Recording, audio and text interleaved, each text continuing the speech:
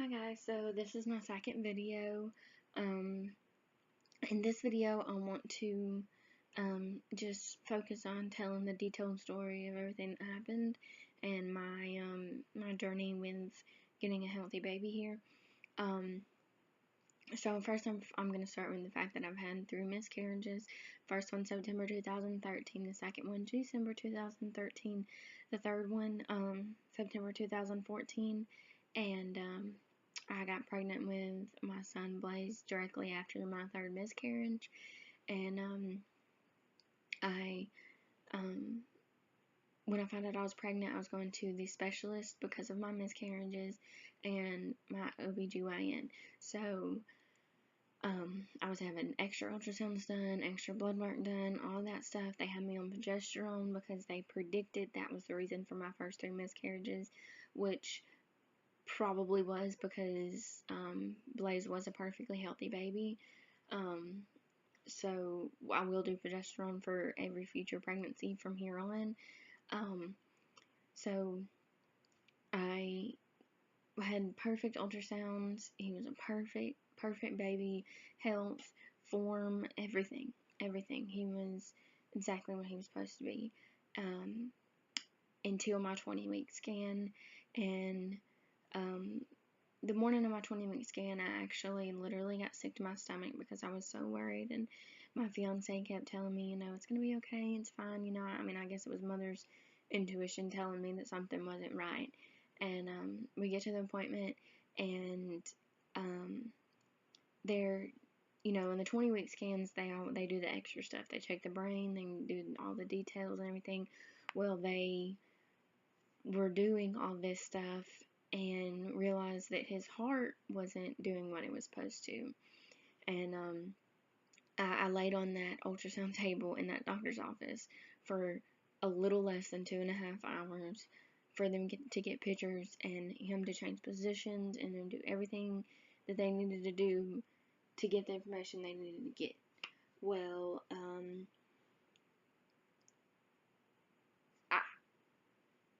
I could tell something was wrong, and me and my fiance were almost in a panic. We didn't know what was wrong, so the ultrasound technician finally says that she's going to have to get the doctor to come in there, and he's going to have to look for himself. Well, we have to wait a good 30-45 minutes before he can even come in there, so we're sitting in this little room not knowing what's going on with our son. And if you've never felt that feeling, I hope you never do. And if you have, you know exactly what I'm talking about. It has to be the worst feeling and the longest time of your life, not knowing what's going on.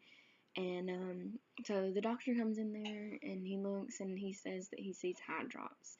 And for those of you that don't know what high drops is, it's when there's fluid underneath their skin, on their brain, stuff like that. So, of course, I'm panicking, wanting to know how serious it is, and, he has one more patient that I was one of the last ones for the day, so he has one more patient that he needs to get out, and then he says that he will see us in his office.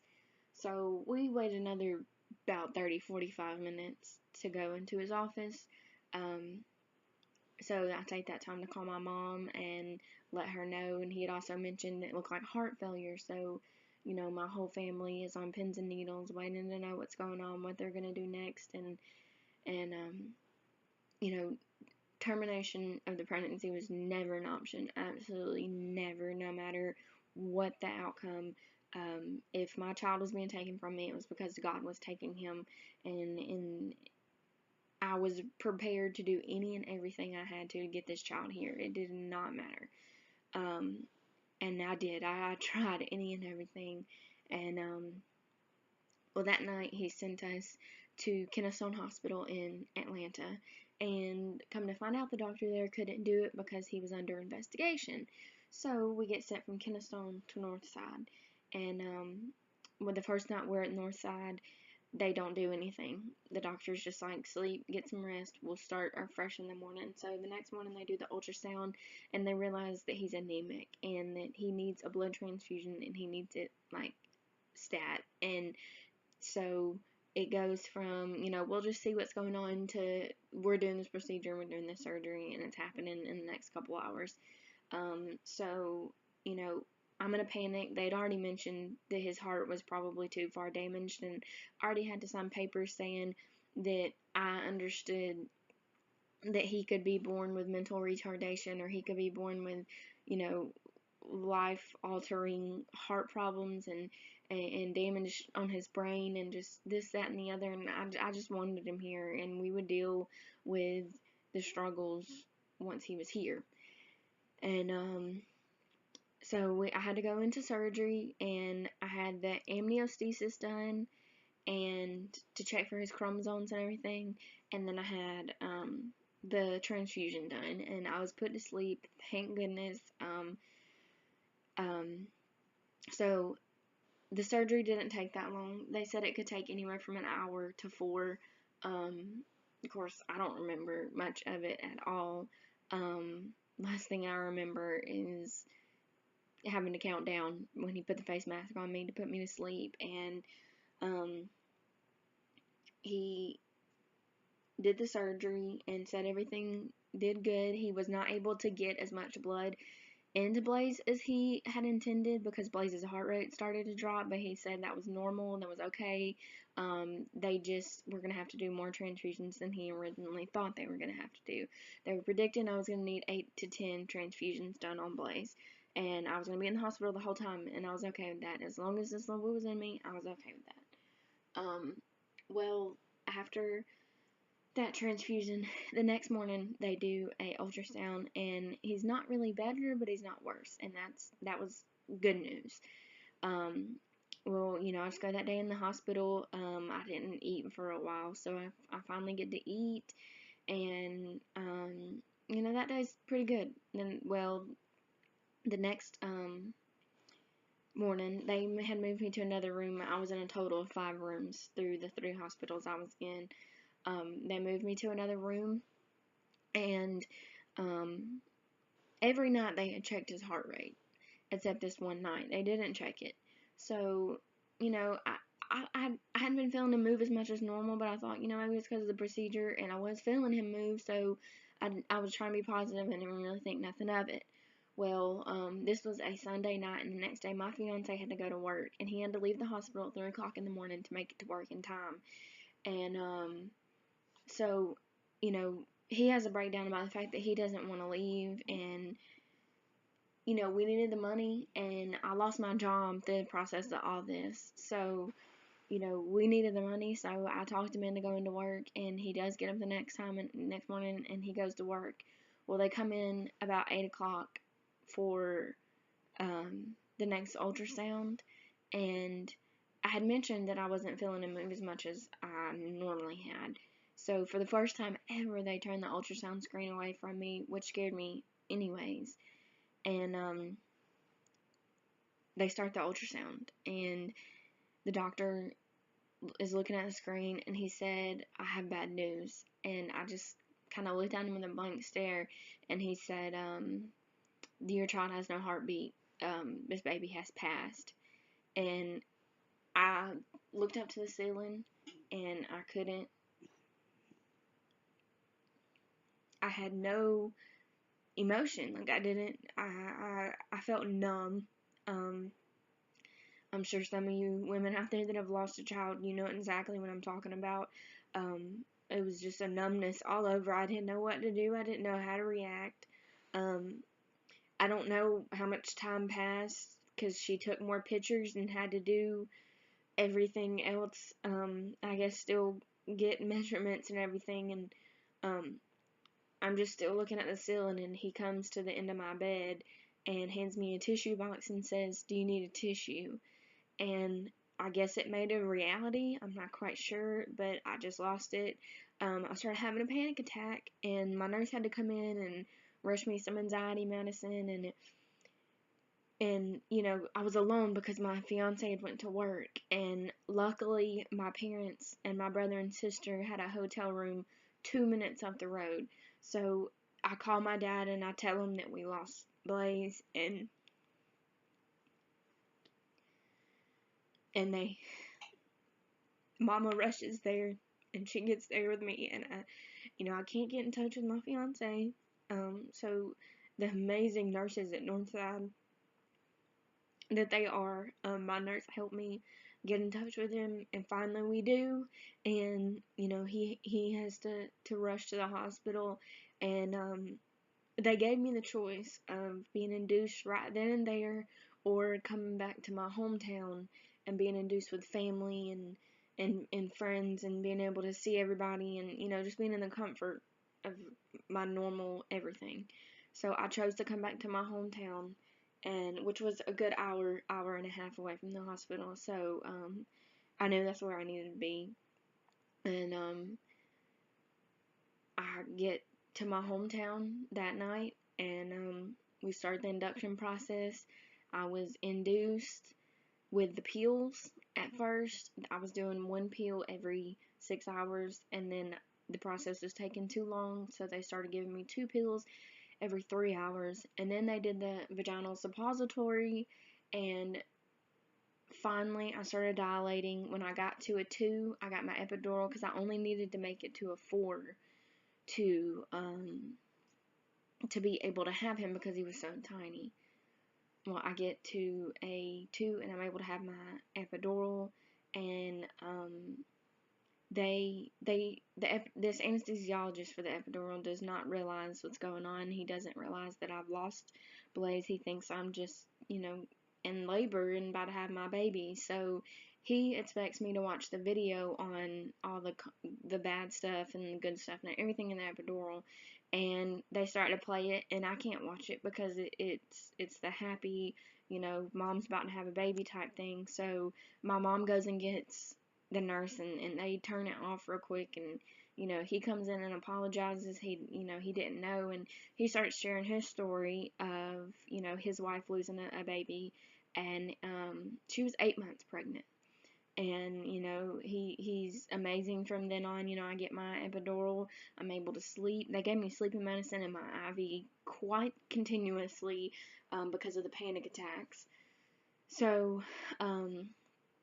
I could just sleep through it, and until I was ready to push. Well, my entire family, which is a lot of people, were up at the hospital for the whole time waiting.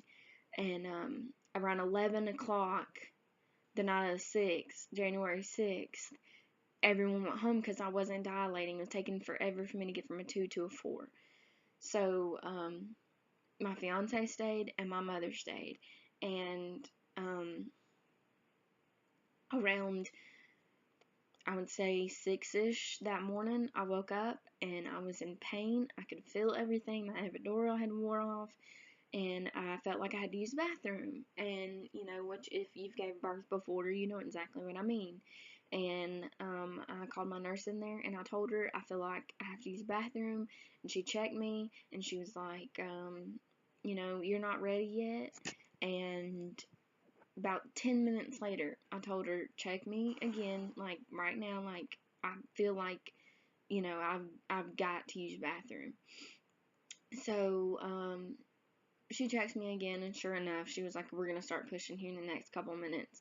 And in the process of this, the anesthesiologist came back because I had been complaining that I could feel everything, and she was surprised I was able to lift my legs off the bed. I was able to move them, everything. So he comes back in, and he claims that he gave me a double dose of medicine. I really don't think he gave me anything, and because at that point there was so much pain, and I was feeling the contractions and the pushing and just everything, that he just was trying to shut me up, I guess. I'm not sure, but so we get ready to push. In the process of them getting me prepared, my mom goes out into the hallway, calls all my family. Everyone starts coming up there. Well, within the next 10 minutes, I'm pushing, and I had to deliver the water sack first because they didn't want my water to bust in me. I'm really not sure why, but so after I delivered the water, that was a huge relief. But then I had to start pushing for him, and I don't know what it was that made me want to stop, but I didn't feel like I could do it. I don't know if I was scared to see him. I don't know if I did, I didn't want to face it. I didn't really know, and I kept saying to my fiance, I can't do this, I can't do this. I don't know what I thought. I don't know if I was expecting to just be able to get up and walk out. I don't know, but I just kept telling him, I can't do this, I can't do this.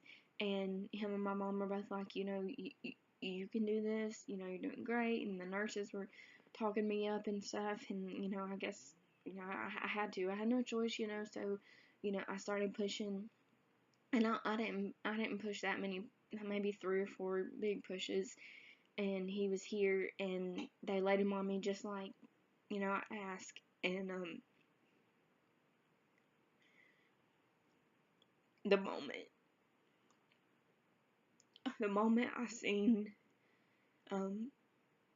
that face, he was so perfect. The love I had for that child, I've never experienced before in my life. It was the most amazing feeling, knowing I created him, me and my fiance, and I've never, ever, ever felt that way before. It was hard not hearing him cry, not seeing him take his first breath, him not moving, he just laying there like a perfect angel.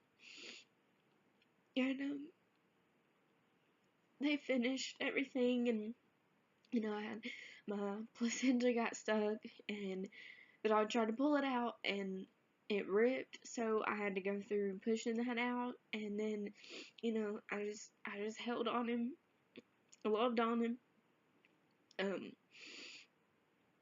After I got cleaned up and everything, my family started coming in and meeting him, and for some it was okay, and for other people, it was hard.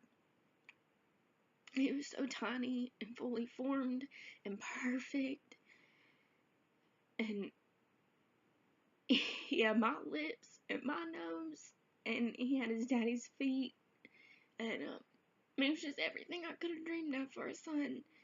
And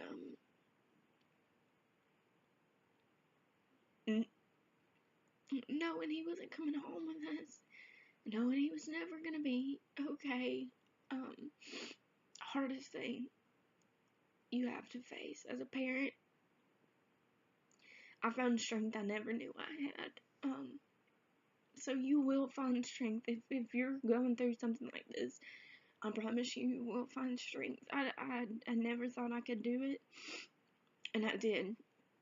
And you will find the strength to get through it all. I promise.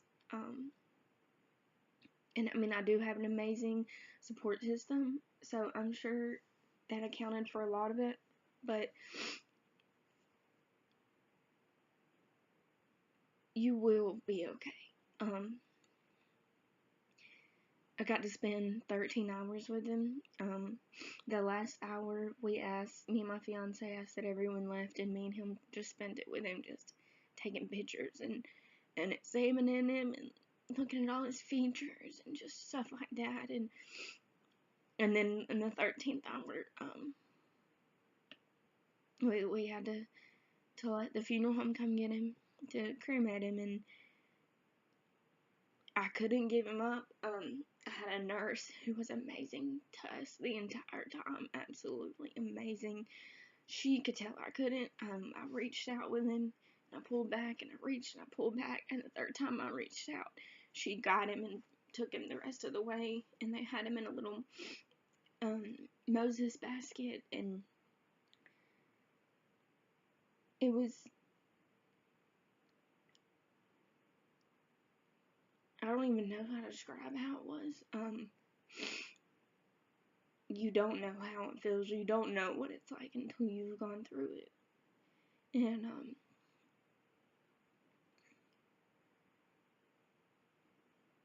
every day is a battle. Some days I wake up and I'm okay, and I feel guilty for that. I feel guilty for laughing. I feel guilty for hanging out with my friends, and he's not here. And then some days I wake up and I feel like I can't function. I feel like I can't, how am I supposed to go on another day without him? And like I said before, you just find strength you didn't know that you had. And I know he's up there in Jesus' lap right now, looking down, and I hope he's proud. I hope he's proud of me. And I hope he knows that I tried my hardest to get him here safe. And that I love him. And that I'm not gonna let him not making it not change someone's life. I'm doing this YouTube video right now to change someone's life, to help somebody who's going through this or something similar. And that's the purpose I have in this. I want someone to watch my video and be like, if she can do it, I can do it. I want them to be able to message me or anything and ask questions and just have a shoulder to lean on, because everybody needs somebody. I have an amazing support system. My mom, my dad, my grandparents, my fiance. I don't know what I would do without him. I have that. Not everyone does, and I want to be that support system for the people that don't. And even if I never meet you, I never talk to you, I hope that my videos change your life. And I know this is a long video. I wasn't intending on it being this long, but I hope that you watch it, and I hope that you subscribe to my YouTube channel, and I hope that my story helps you. And I will be making more videos, so if you want to see the next one and the next one and the next one, do subscribe and like and comment. Tell me what you think. Tell me about your experiences. Tell me about your angel babies. The ones up there playing with my son right now. If you have any questions, just ask. And I thank you for taking the time to watch this. Please share so other people can see it. And thanks for your time.